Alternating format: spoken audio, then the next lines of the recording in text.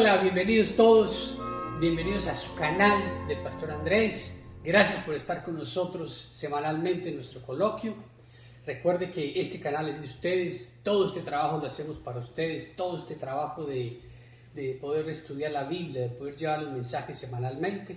Recuerde suscribirse a este canal si no lo ha hecho y recomendarlo, poder compartir este mensaje con alguien más para poder que llegue a tantas personas. Hola Fernando, feliz de estar aquí contigo otra vez. Claro que sí, estamos muy contentos porque esta cita semanal lo que hace es poder compartir con la gente y poder tener un tiempo con ellos de explicar tantas cosas que hay en la palabra, ¿no, Pastor Andrés?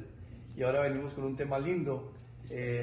Precisamente es lo que queremos, que cuando el pastor dice que ojalá tengan la oportunidad de compartirlo con más gente, pues la idea es que llegue a mucho más gente esta palabra y que pueda ser de ayuda, pueda ser del momento oportuno para una persona que necesite escuchar alguna vez alguna palabra para que cambie su vida. Amén. ¿No? Así es, Fernando. Y venimos entonces con este trabajo del Espíritu, ¿no? Ajá, esperamos haber podido responder las dudas y todo esto que veníamos de la semana pasada acerca del velo, acerca de la ceguera espiritual. Y esta semana entonces vamos a seguir avanzando. Recuerde que esto es como cuando uno escala una montaña. Vamos escalando hacia una mejor posición y teniendo en cuenta todo lo que ya hemos aprendido. Recuerde algo que siempre digo, pero que a veces no lo repito mucho. Hay que ser inteligente utilizando la palabra porque es lo que el Señor nos revela. Y eso es lo que se convierte en el verdadero tesoro de nuestra vida para poder enfrentar el día a día. Hoy vamos a leer de 2 de Corintios. Ajá. Y entonces vamos a leer el versículo y nos vamos a ir ya a desarrollando el tema y contestando las dudas y las preguntas de esta semana. Seguro que sí. Y estamos en 2 de Corintios, el capítulo es el 3, vámonos al versículo número 16. Pero cada vez que alguien se vuelve al Señor, el velo es quitado. Ahora bien, el Señor es el Espíritu, y donde está el Espíritu del Señor, allí hay libertad. Uno se podría poner a pensar que lo que dice ese versículo, pastor, es tan simple y tan plano, pero no saben la fuerza que tiene, ¿no, pastor?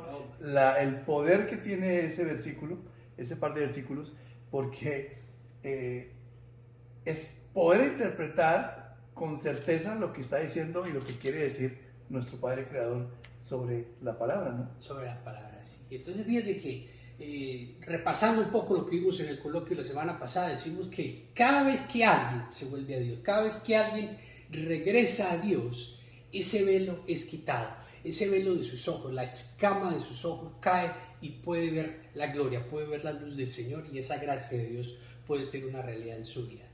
Y después entonces dice que el Espíritu, el Señor es el Espíritu y donde está el Espíritu hay libertad. Eso se lee muy sencillo, se lee muy rápido, pero entonces vamos a detenernos ahí y aquí vamos a poder responder muchas de las preguntas de esta semana que van a estar ahí ya incluidas porque es como tratamos de manejar este tema. Ahora, muchos de las inconvenientes o de los que encontramos en el día a día salen de esa ceguera espiritual. Entonces tratamos de asociar el término de la ceguera espiritual con el velo, que es necesario que ese velo caiga y nuestros ojos pueden ser abiertos. Pero hay que tener mucho cuidado, porque el hecho de que hayamos podido ser receptores de esa gracia de Dios, que hayamos podido recibir esa bendición de Dios y que ese velo caiga, no significa que va a ser siempre así. ¿Qué significa eso? Que en ocasiones, por nuestra condición humana, que ya la explicamos también, y la condición de nuestro corazón, vamos a tender a alejarnos de Dios, a volver a girar y a pretender vivir de la manera que vivíamos antes, con el poquito que ya sabemos o con el poquito que hemos aprendido. Claro. Y eso es muy peligroso, Fernando. Claro. Bueno, pero digamos que para una persona que está tratando de entender el versículo, Para alguien, dice ahí, para alguien que se vuelve al Señor, expliquemos esa primera parte para poderla desmenuzar con certeza de que la gente pueda entender bien. Para alguien que se vuelve al Señor, una persona que nos está viendo y se quiere volver al Señor y quiere entender de que su vida quiere ser entregada a Dios. ¿Cómo interpretar esa parte, pastor? Bueno, lo podemos responder con una de las preguntas, aunque suene contradictorio, de esta semana. Y una señora muy preocupada nos escribía y nos decía: por muchos años en mi familia fuimos muy unidos a Dios, pero algo ocurrió y nos alejamos, nos apartamos de Dios, no volvimos a leer la palabra, no volvimos a tener ningún tipo de contacto espiritual con Dios. ¿Qué pasa en ese entonces? ¿Es posible que ese velo vuelva a caer y es posible que podamos volver a tener esa intimidad con Dios? Porque la gente piensa que de alguna manera en su cerebro racionaliza que una vez dé el giro y se aparte de Dios ya no lo va a volver a hacer. Y en realidad la gracia de Dios siempre está disponible. Amén. Y una vez nos la da, nadie nos la puede quitar. Amén. Cuando, en este caso en específico, cuando eso ocurre, por supuesto que es factible poder volver al Señor. Amén. Porque es el deseo, es el anhelo, es la naturaleza de Dios que nosotros, sus hijos, podamos regresar a Él. Y hay fiesta en el cielo cuando una persona que ha recibido esa gracia y ha pasado mucho tiempo alejado de Dios, regresa nuevamente. Lo que pasa es que hay que ser inteligente, saber interpretar la palabra a través del Espíritu y aplicar y ser obediente en lo que Dios dice. Porque cuando no lo aplicamos ni lo hacemos de la manera correcta, terminamos haciendo lo incorrecto. Claro. Dicho de otra manera, algo mal interpretado, solo con mi racionamiento y con mi pensamiento, terminará en una acción errada. Claro. ¿Por qué? Porque es muy sencillo. Si yo creo lo que no es, de la manera que no es, y fuera de eso lo interpreto de la manera incorrecta, mi acción no va a poder ser correcta acorde a los estatutos, las leyes, el principio divino, lo que Dios dice. Claro. Por eso, así como cuando uno le dice a los hijos: obedezca, mijito, escuche lo que su papá y su mamá le está diciendo, porque ahí es donde está el verdadero éxito. Nosotros somos a veces no voy a decir la palabra, tenemos que ser inteligentes, vuelvo y lo repito, inteligentes. El Señor nos dice: si usted hace esto así, así y así, usted va a tener el éxito. Claro. Y nosotros vamos y hacemos lo contrario. Así y pasa. después levantamos nuestra cara al cielo en nuestra oración y decimos: Fernando, pero ¿por qué me salieron las cosas mal? ¿Verdad? Pero cuando hacemos las cosas correctamente y de la manera correcta, lo vamos a poder hacer. Ya, así es, y es verdaderamente que si uno pudiera entender desde un principio lo que los papás le decían a uno cuando joven, ¿no? Decía uno y hubiera hecho caso, ¿no? Hubiera entendido qué es lo que me querían decir, pero a veces uno interpreta las cosas y dice: bueno, sí, es que no realmente no entendía lo que estaba diciendo mi papá, que era lo que me estaba tratando de decir. Pero bueno, en ese velo quitado, entonces con la aplicación que nos acaba de dar el pastor, es bien sencillo el hecho de que tenemos que escuchar y es importante que podamos escuchar de la forma inteligente, ¿no? Esa es la palabra clave en este coloquio. Inteligente. Sigamos avanzando, pastor. Sigamos avanzando y dice: ahora bien, el Señor es... entonces dice: pero cada vez que alguien se vuelve al Señor, el velo es quitado. Ahora bien, el Señor es el Espíritu. Hasta ahí. Ahora bien, el Señor es el Espíritu. La connotación que Pablo quiere dar a través de esta frase cuando dice el Señor es el Espíritu, podemos meternos y tener toda una tertulia teológica, pero para cuestiones de tiempo y al tema que nos estamos estudiando, el Señor es el Espíritu. ¿Qué está diciendo? Número uno, nos está enseñando algo que ya sabíamos, que el Espíritu no es la emoción, no son los sentimientos, no es lo que yo creo que es, no es mi pensamiento, no es mi razonamiento. El Espíritu es Dios mismo. Exacto. Pero Dios en toda su esencia, en toda su completición y en todo su poder, Dios mismo es el Espíritu que viene a habitar dentro del corazón de la persona cuando ese velo es quitado.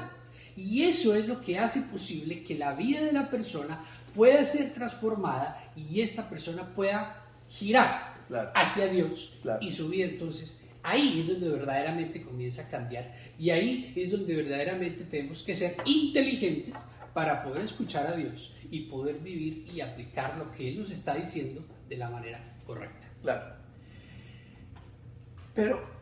Pero ¿cómo entender el Señor es Espíritu? Porque es que la frase tiene mucho poder. Tiene mucho poder, sí. ¿Cómo entender el Señor es Espíritu? ¿Cómo meternos en esa frase? Porque la gente dice el Señor es Espíritu. ¿Cómo comprendo ese tipo de cosas, pastor?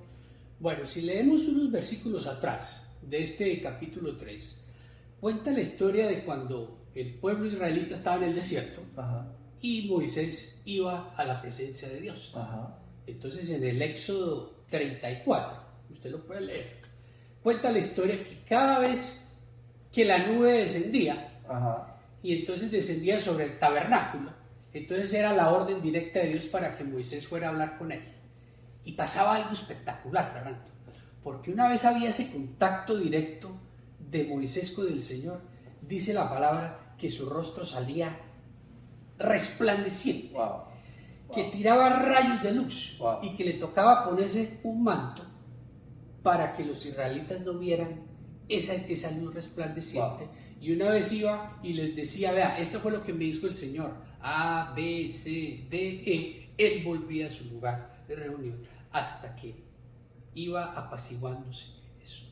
¿Cómo lo podemos poner en nuestro 2022? Exacto. En nuestro día a día, en nuestra tarea como madre, como padre, como trabajador, como maestro, como conductor de Uber, como CEO de la compañía, como usted, en el lugar que usted quiera. La absoluta necesidad de mi contacto directo y personal con Dios. Tiene que existir ese contacto personal porque cuando yo voy a la presencia de Dios, cuando yo voy a su encuentro, pasa algo revolucionario en mi vida y ese Espíritu de Dios, en toda la esencia de Dios, entonces mi rostro tiene que reflejar al mundo lo que está pasando, esa transformación que está pasando en mi interior. Y entonces por eso Pablo lo dice, el Señor es el Espíritu. Y después dice, y donde está el Espíritu, o sea que el Señor.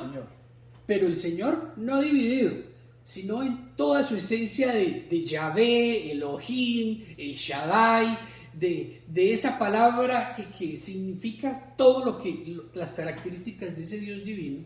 Entonces, cuando podemos asociar esa luz inmarcesible de Dios en su contacto, dice que se quita ese velo y sin el velo podemos reflejar esa luz. Entonces, ¿para qué nos ponemos el velo otra vez? Sí.